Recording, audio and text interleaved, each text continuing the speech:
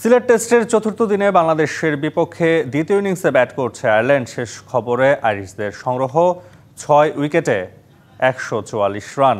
এই মুহূর্তে সিলেটে আছেন সহকর্মী শাহরিয়ার হোসেন, সরাসরি চলে যাচ্ছি সেখানে। শাহরিয়ার, আজকে বাংলাদেশ জয়ের পথে রয়েছে ইনিংস ব্যবধানে, তবে এই সিরিজ থেকে বাংলাদেশের প্রাপ্তিটা কি মনে হচ্ছে?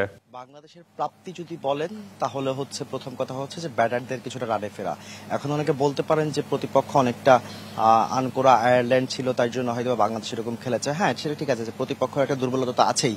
তবে আপনি দেখেন যে বাংলাদেশ যে এটা একটা টালমাটাল পরিস্থিতি ছিল মাঠের ভিতরে এবং বাইরে বিভিন্ন ঘটনায়, তাতে কিন্তু আপনি যে ফরম্যাটে বা যে কোনো প্রতিপক্ষের বিরুদ্ধেই খেলেন না কেন, সেখানে মাঠের খেলা একটা ইফেক্ট পড়ার কথা, কিন্তু সেটা হয়তো বা আয়ারল্যান্ড সিরিজে পড়েনি।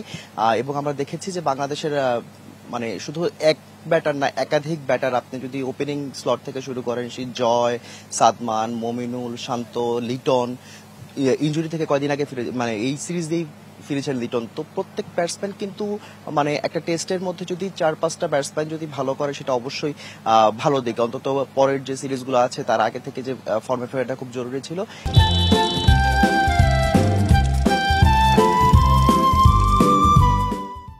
এবং সেটাই কিন্তু বাংলাদেশের আছে। তবে অপ্রাপ্তির খাতা যে একেবারে নেই, অপ্রাপ্তির খাতাও কিছুটা আছে।